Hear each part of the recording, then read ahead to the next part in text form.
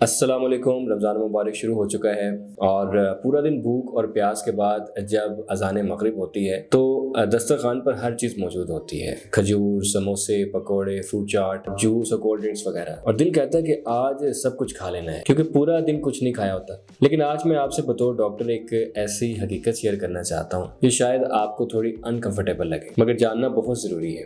रमज़ान में सबसे ज़्यादा मरीज़ किस वजह से बीमार होते हैं? रोज़ा रखने की वजह से नहीं होते, बल्कि अफ्तारी में अचानक बहुत ज्यादा खाने की वजह से। जी हाँ, असल मसला रोजा नहीं है, असल मसला हमारी अफ्तारी की आदत का है। हमारा जिस्म अफ्तारी के वक्त किस हालत में होता है? जब आप 12 से 14 घंटे भूखे रहते हैं तो आपका मैदा एक काम मोड में चला जाता है, डाइजेस्टिव सिस्टम स्लो हो जाता है, स्टमक एसिड एक बैलेंस लेवल पर होता है और जिस्म एक खास फिजियोलॉजिकल स्टेट में होता है जिसे हम कहते हैं फास्टिंग मेटाबॉलिक स्टेट। अब जैसे ही आप अफ्तारी में अचानक 3 समोसे, 4 पकोड़े, फ्रूट चाट, कोल्ड ड्रिंक और ऊपर से हैवी डिनर सब कुछ एक साथ डाल देते हैं तो आपका मैदा लिटरली शॉक में चला जाता है। ये बिल्कुल ऐसे ही है जैसे एक बंद मशीन को अचानक फुल स्पीड पर चला दिया जाए। इसका सबसे बड़ा नुकसान ये होता है, सबसे पहले कॉमन मसला जो होता है वो है अक्यूट गैस्ट्राइटिस, यानी मैदे की अचानक सोजिश। इसकी अलामात आपने खुद भी महसूस की होंगी। सीने में जलन, मैदे में बोझ, खट्टी डकारें, पेट में दर्द, मतली, ये सब साइंस है कि आपका मैदा ओवरलोड हो चुका है। लेकिन असल खतरा इससे भी कहीं ज्यादा सीरियस है। अगर यही आदत मुसलसल जारी रहे तो ये लीड कर सकती है पहले नंबर पर फैटी लिवर डिजीज को। जी हाँ, फैटी लिवर सिर्फ अल्कोहल से नहीं होता,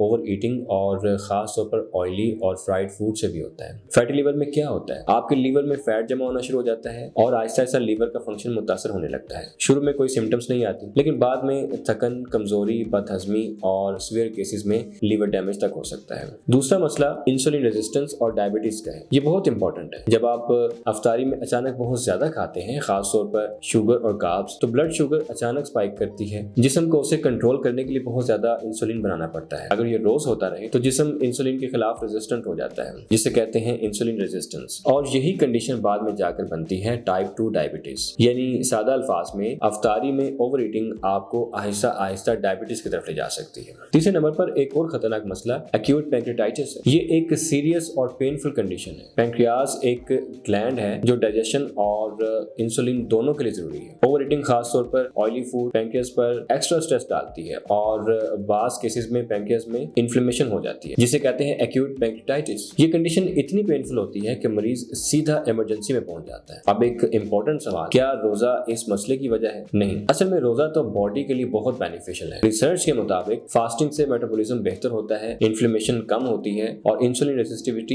इंप्रूव होती है और बॉडी डिटॉक्स होती है। लेकिन हम अफ्तारी में गलती करके इस सारे बेनिफिट को खत्म कर देते हैं। यहाँ एक बहुत खूबसूरत बात कि अफ्तारी कैसे करने का हुक्म है। खजूर से अफ्तार करें, पानी पिएं, फौरन हैवी मील ना खाएं, नमाज पढ़ें, फिर वापस आकर मॉडरेट खाना खाएं। ये एक परफेक्ट मेडिकल मेथड भी है क्योंकि इससे स्टमक को टाइम मिलता है एक्टिवेट होने का। अफ्तारी का सही तरीका क्या होना चाहिए? मैं आपको एक सिंपल फॉर्मूला देता हूँ। स्टेप 1 ये है कि 2 या 3 खजूर खाएं और 1 गिलास पानी पिएं, बस। स्टेप 2 ये है कि 10 से 15 मिनट का वक्फा दें, नमाज पढ़ें। स्टेप 3 ये है कि फिर आप लाइट फूड खाएं, हैवी फ्राइड फूड अवॉइड करें। एक हकीकत जो आपको याद रखनी चाहिए, आपका मैदा डस्टबिन नहीं है, ये एक सेंसिटिव ऑर्गन है। अगर आप इसका ख्याल रखेंगे तो ये आपको हेल्दी रखेगा। अगर आप इस पर जुल्म करेंगे तो ये बीमारी की शक्ल में जवाब देगा। रमजान का असल मकसद क्या है? सिर्फ भूखा रहना नहीं है, बल्कि डिसिप्लिन सीखना है, कंट्रोल सीखना है। अगर आप पूरा दिन भूखे रहकर अफ्तारी में कंट्रोल नहीं करते तो रोजे का असल मकसद मिस हो जाता है। मेरी आपसे बतौर डॉक्टर सिंसियर रिक्वेस्ट ये है कि अफ्तारी को अटैक न करें, अफ्तारी को रिस्पेक्ट दें। आहिस्ता खाएं, कम खाएं, वक्फे से खाएं। आप खुद महसूस करेंगे